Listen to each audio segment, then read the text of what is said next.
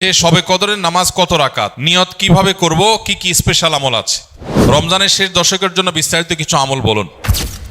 সম্মানিত ভাই সকল, এই মাসে আমাদের সবচেয়ে প্রধান এবং সবচেয়ে মূল যে কাজটি বিশেষ গুরুত্বের সাথে করা উচিত সেটি হলো যথাযথভাবে সিয়াম পালন করা।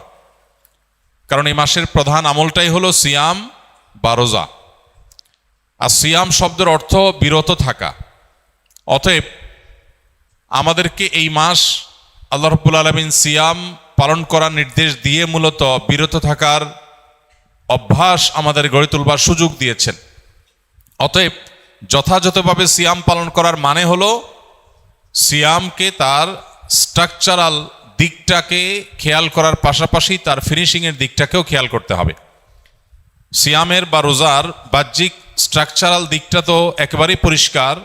শোবে সাদিক থেকে নিয়ে ফজরের ওয়াক্ত হয় তখন থেকে নিয়ে সূর্যাস্ত পর্যন্ত এই পুরো সময় পানাহার এবং যৌনতা, এটা থেকে বিরত থাকা, এটাই হলো সিয়ামের মূল স্ট্রাকচার। এটা ঠিক রাখার পাশাপাশি আমরা যখন সিয়ামকে অর্থবহ করার জন্য অন্য সব নিষিদ্ধ বিষয়গুলো থেকেও বিরত থাকবো, বেঁচে থাকবো, তখন ইনশাআল্লাহ সিয়াম আমাদের আরও বেশি কার্যকর, আরও বেশি যথাযথ, আরও বেশি আমাদের জন্য জান্নাত লাভের কারণ হবে, জাহান্নাম থেকে মুক্তির কারণ হবে ইনশাআল্লাহ বিইذনিল্লাহ। এই জন্য সিয়াম সাধনা করে এই পুরো মাস জুড়ে সকল প্রকার গুনাহ থেকে বেঁচে থাকা, এটা আমাদের অন্যতম একটা কর্তব্য। নবী করিম সাল্লাল্লাহু আলাইহি সাল্লাম বলেছেন, রুব্বা সাইমিন লাইসা লাহু মিন সিয়ামিহি ইল্লাল জু'। বহু রোজাদার আছে যাদের রোজা ক্ষুধার্ত থাকা ছাড়া আর বিশেষ কোনো কাজে আসে না।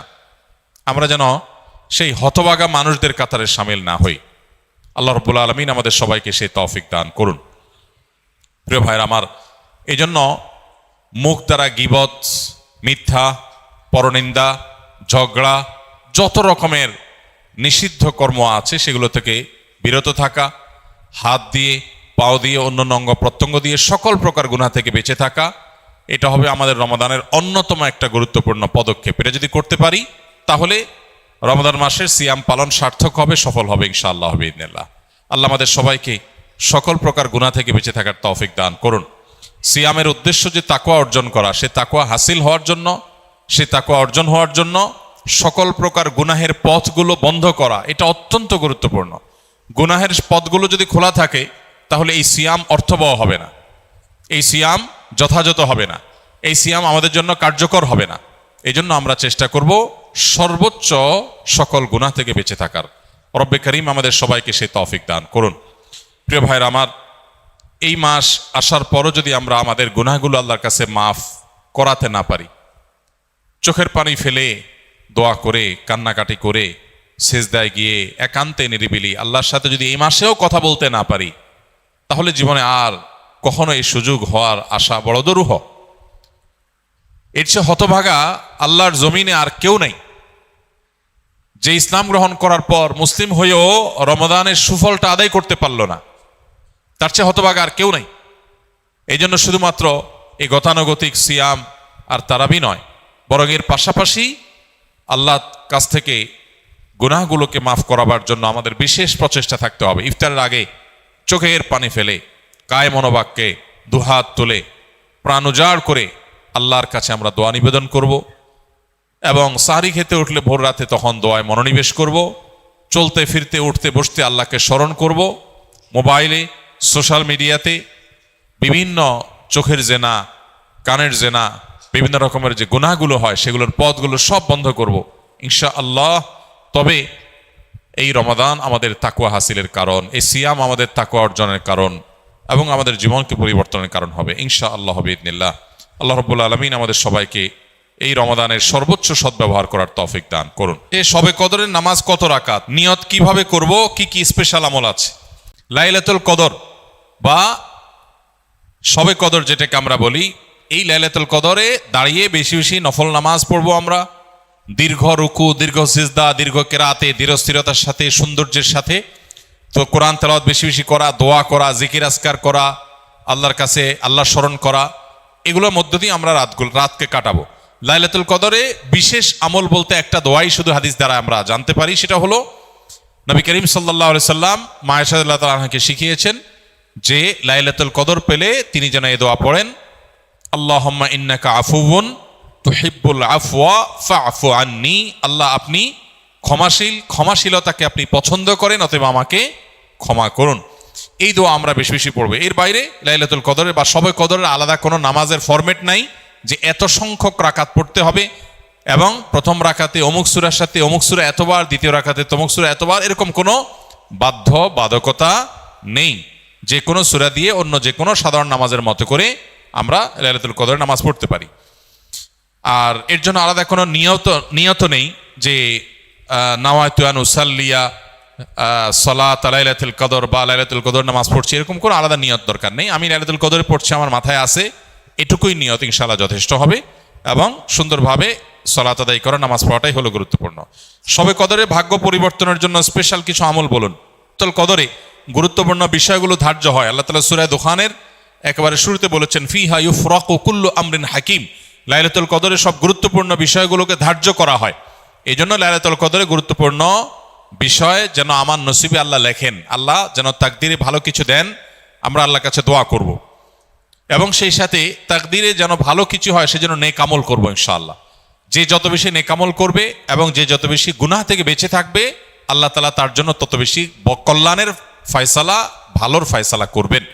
আমরা আল্লাহর কাছে দোয়া করব এবং নেক আমল করব, গুনাহ থেকে বেঁচে থাকবো। বাস এই ত্রিমুখী প্রচেষ্টায় আমাদের নসিবে ভালো কিছু আসবে। এর বাইরে আলাদা কিছু আমল আছে যেগুলো নিয়ে আমাদের স্বতন্ত্র একটা ভিডিও বোধহয় ইউটিউবে আছে, যে ভাগ্য সুপ্রসন্ন হবে যে সমস্ত আমলের ডিটেল সেখানে বলা আছে। যেমন কেউ যদি চায় তার রিজিক বাড়ুক, কেউ যদি চায় তার হায়াত বাড়ুক, তাহলে সে আত্মীয় স্বজনের সাথে সুসম্পর্ক বজায় রাখবে, রক্ত সম্পর্কীয় বন্ধনগুলো মজবুত করবে। কারণ বুখারী বর্ণিত হাদিসে নবী সাল্লাল্লাহু আলাইহি ওয়াসাল্লাম বলেছেন, মান সাল্লাহু আন ইউবসাতা লাহু ফি রিজকিহি আও ইউনসা লাহু ফি আথারিহি ফালিয়াসিল রাহিমা। যে চায় তার রিজিক প্রশস্ত হোক, তার হায়াত বাড়ক, বরকত হোক, তাহলে সে যেন তার রক্ত সম্পর্কীয় সম্পর্কগুলো বাড়ায়। ঠিক তেমনিভাবে জীবনে বারাকা লাভের যে সমস্ত উপায়গুলো আছে, যে কোনো কাজ বিসমিল্লাহ দিয়ে শুরু করা, কুল্লু আমরিন যি বালিন লাম ইউবদা বিবিসমিল্লাহি ফাহুয়া আবতার আও আকতা আও কামা ওয়ারাদা ফিল হাদিস। কোনো গুরুত্বপূর্ণ কাজ আল্লাহর নাম নিয়ে শুরু করলে সেখানে বরকত হয়। অতএব আমার নসিবে ভালো কিছু হওয়ার জন্য এই আমার হাদিস বর্ণিত আমলগুলোকে আমরা ফলো করতে পারি।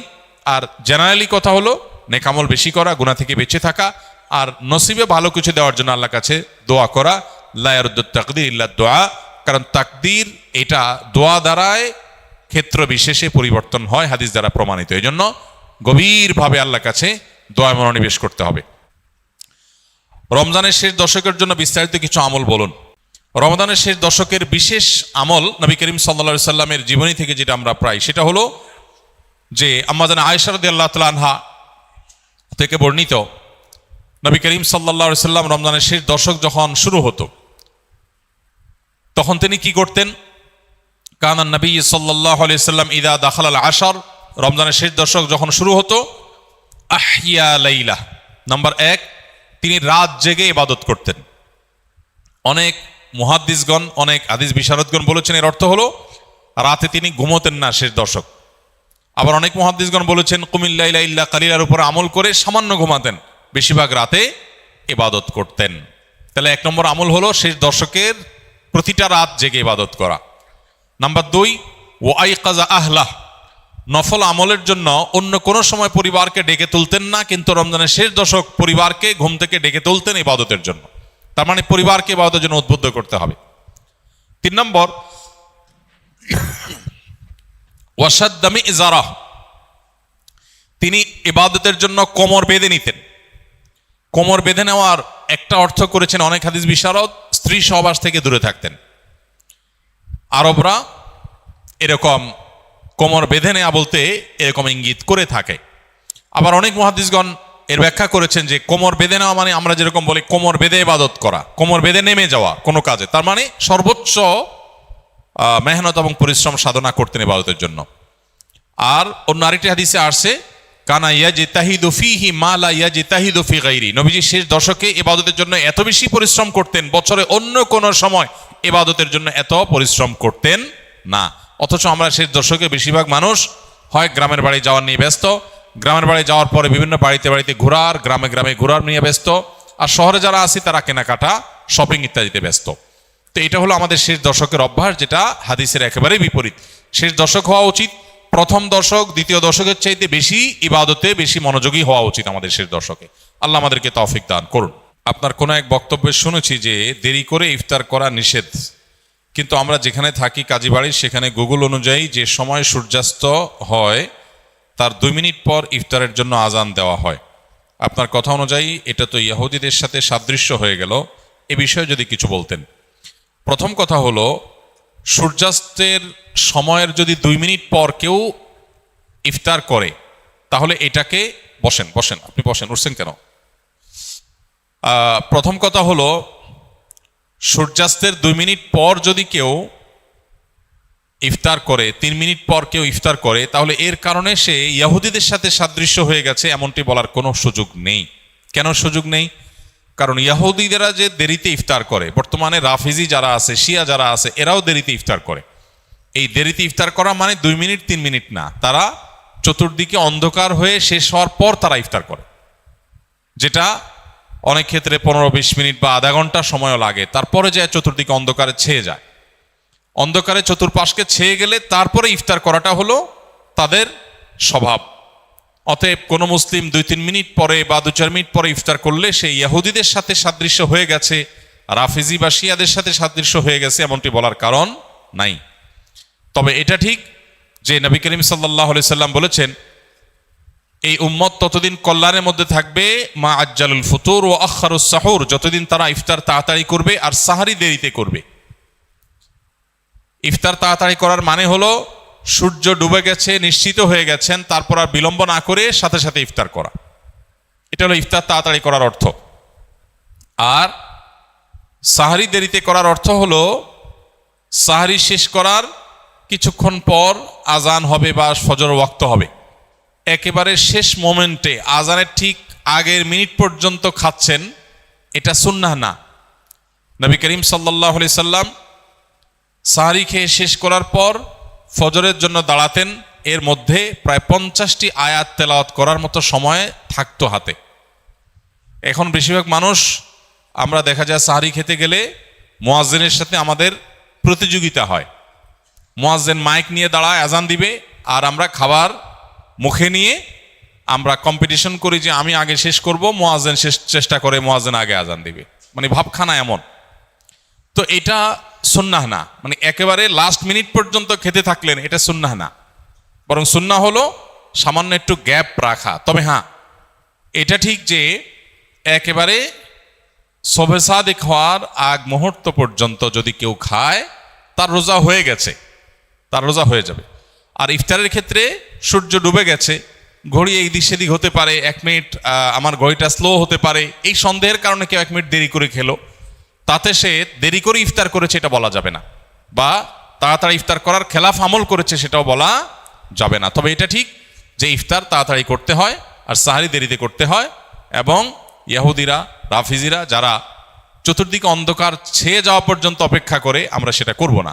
আমাদের সমাজে আলহামদুলিল্লাহ এখন সচেতনতা হয়েছে, মানুষ ওয়াক্ত হওয়ার পর পর ইফতার সাধারণত করে। আর একটা জিনিস গুরুত্বপূর্ণ, তা হলো ইফতার এবং সাহারির সাথে আজানের সম্পর্ক সরাসরি নাই।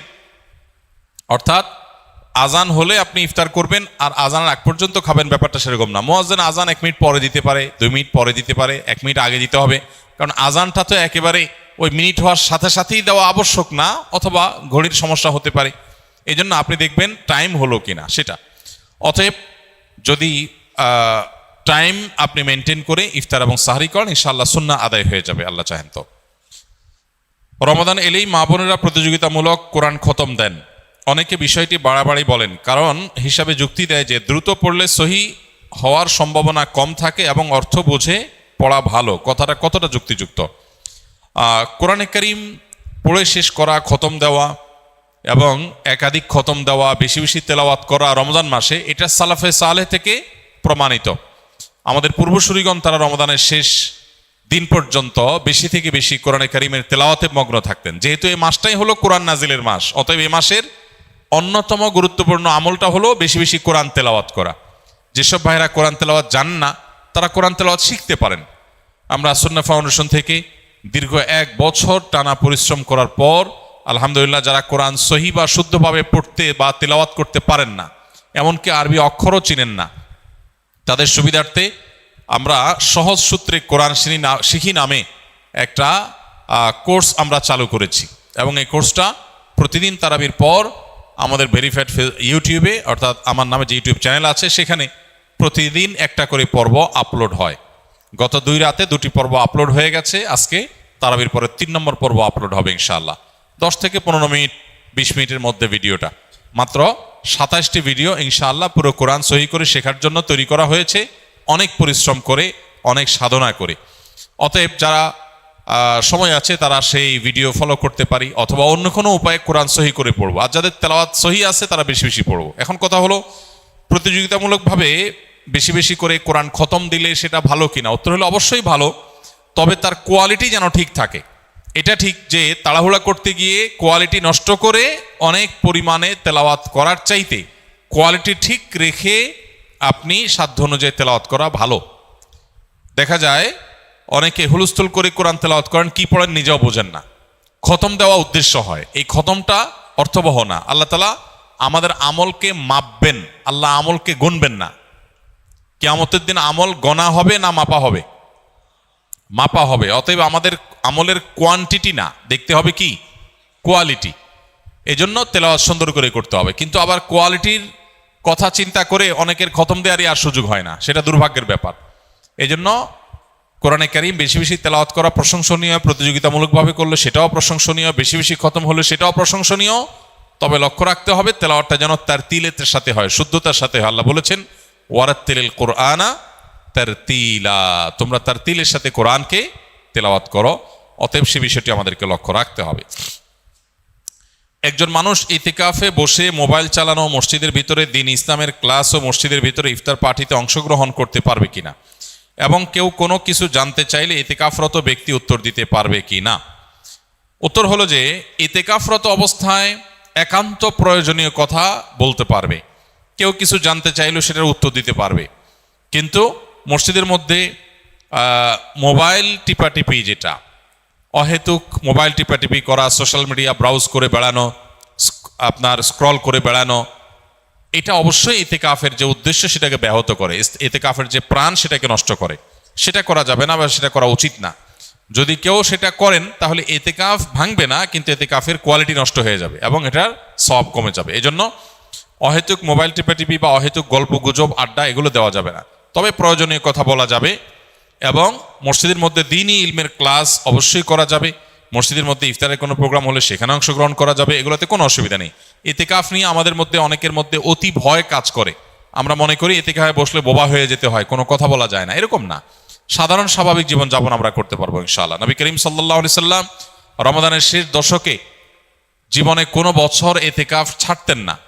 1 বছর তিনি শেষ দশকে ইতিকাফ রেখে ইতিকাফে বসে আবার বের হয়ে যেতে হয়েছে, ইতিকাফ ভেঙে ফেলতে হয়েছে একটা বিশেষ প্রয়োজনে। পরবর্তী বছর তিনি সেই 10 দিন এবং পরের বছরের 10 দিন সহ 20 দিন ইতিকাফ করেছিলেন। এর মানে হলো দ্বিতীয় হিজরিতে রমজানের রোজা ফরজ হওয়ার পর থেকে নিয়ে তার ওয়াফাত পর্যন্ত 10ম হিজরি পর্যন্ত এই 8 বছর কোনো বছর তিনি ইতিকাফ ছাড়েননি। অথচ আমরা বেশিরভাগ মানুষের জীবনে 1 বছরেও ইতিকাফ করা হয়নি। এটা দুর্ভাগ্যজনক বিষয়। যেটা নবীজি জীবনে কখনো ছাড়েননি, কোনো বছর ছাড়েননি, সেটা আমি জীবনে কোনো বছর করি নাই। পরম শত্রুর সাথেও তো এরকম বৈপরীত্য হয় না, যেটা আমরা আমাদের নবীজি সাল্লাল্লাহু আলাইহি সাল্লামের সাথে আজ আমাদের কার্যত সেই বৈপরীত্য আমরা করে রেখে দিয়েছি। এই জন্য ইতিকাফের দৃঢ় সংকল্প আমাদের করা উচিত। আল্লাহ আমাদের তৌফিক দান করুন। কত টাকা থাকলে জাকাত ফরজ হয়? জাকাত কবে দিতে হবে?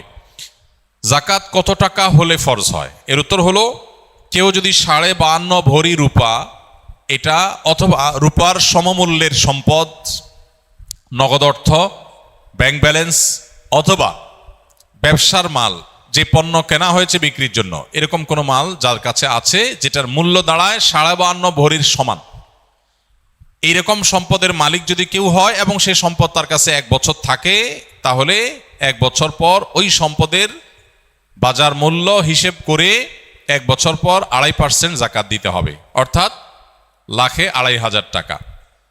এভাবে হিসাব করে তাকে জাকাত দিতে হবে। বর্তমানে রূপার যে বাজার দর সেটা হিসাব করলে প্রায় 2.25 লাখ টাকার কাছাকাছি হয় 52.5 ভরি রূপার দাম। এটা ভ্যারি করে, উঠানামা করে।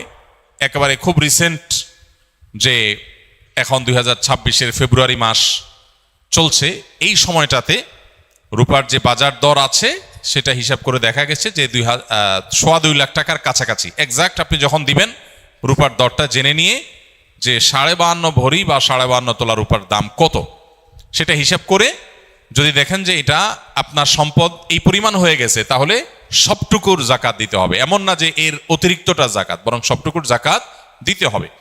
জাকাত দেওয়াটাকে জরিমানা মনে করা এটা কিয়ামতের আলামত।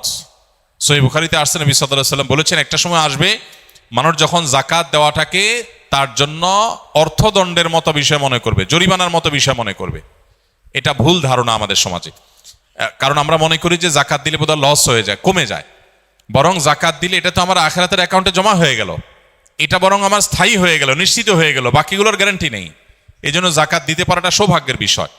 আর জাকাত কখন ফরজ হয়? এর উত্তর হলো যে জাকাত ফরজ হয় প্রত্যেকটা ব্যক্তির অর্থ বছরের আলোকে। সবার অর্থ বছর একরকম নাও হতে পারে। ধরুন আমি জিলহজের প্রথম তারিখে জাকাত দেওয়ার মতো সম্পদের মালিক হয়েছি, তাহলে পরবর্তী বছর জিলহজের প্রথম তারিখে আমার জাকাত আসবে। কেউ যদি মুহররম মাসে জাকাত দেওয়ার মতো সম্পদের মালিক হয়ে থাকে, তাহলে 1 বছর পর মুহররম মাসে তার জাকাত তার উপরে বর্তাবে। তো জাকাত বর্ষ এটা নির্ভর করে ব্যক্তি কখন সম্পদের মালিকানা আসছে তার উপরে।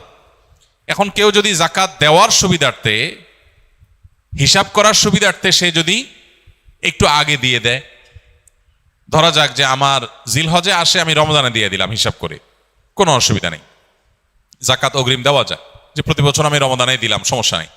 আমাদের সমাজে অনেকে মনে করেন রমজান মাসেই জাকাত দিতে হয়, জাকাত রমজান মাসেই শুধু দিতে হয়, এমন কোনো কথা নেই।